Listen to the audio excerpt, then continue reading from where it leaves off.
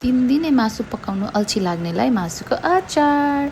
So यसमा चाहिने चाहिँ हामीले स्पाइसेस, मेथी, chilli flakes, ginger garlic, green chilli अनि हिङ हो। हिङ चाहिँ लङ टाइम प्रिजर्भेसनको लागि हो। त्यसपछि सबैभन्दा अगाडि तेल तताउने, कालो मेथीलाई कालो बनाउने अनि त्यसपछि हामीले अघि रहेको चिकन हाल्ने। चिकनलाई चाहिँ अन्तिल त्यतिखेरसम्म फ्राई गर्ने जतिखेर यसले पानी निकाल्छ, जब वाटर रिलिज गर्छ त्यतिखेरसम्म यसलाई फ्राई गर्ने अनि छोपेर पकाउने। त्यसपछि यसलाई धेरै खरो पनि पार्न हुँदैन। यसलाई यतिको भएपछि हामीले यसमा अघि रहेको जिन्जर गार्लिक चिल्ली हाल्ने अनि यसलाई चाहिँ हामीले अब अन्टिल ब्राउन हुन्जेलसम्म फ्राई गर्ने।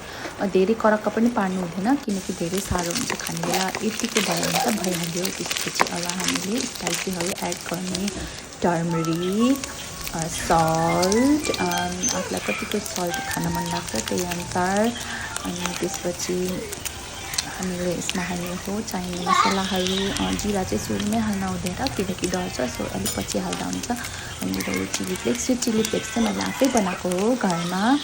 अनि त्यसपछि यसलाई हामीले फ्राई गर्ने अनि मैले अलिकति जिन्जर गार्लिकको पेस्ट पनि हालेँ। त्यसपछि यसलाई फ्राई गर्ने अनि फ्राई गरिसकेपछि लास्टमा निकाल्ने बेला हामीले हाल्ने 5 मिनट्स अगो। अनि त्यसपछि फेरि फ्राई गर्ने अनि त्यसपछि एयरटाइट कन्टेनरमा हाल्ने। यो तपाईँले 1 विकदेखि 1 मन्थसम्म खान सक्नुहुन्छ। अनि यसमा चाहिँ तपाईँहरूले पछि अदुवा लसुन झान्नु पनि सक्नुहुन्छ, झानेर माथिबाट हाल्न पनि सक्नुहुन्छ।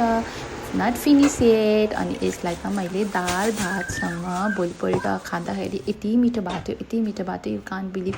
मलाई घरिघरि मासु बनाउनु अल्छी लाग्छ नि त, सो मैले अलिकति भेज, एउटा अन्डा अनि त्यो पकाएको मासु खाएर ओ माई गड यति मिठो भएको थियो। अनि मैले लङ टाइमसम्म रहने अचार पनि बनाएको थिएँ, त्यो पनि एड गरेँ अनि it was so delicious. Oh my god, you can try this. Bye by.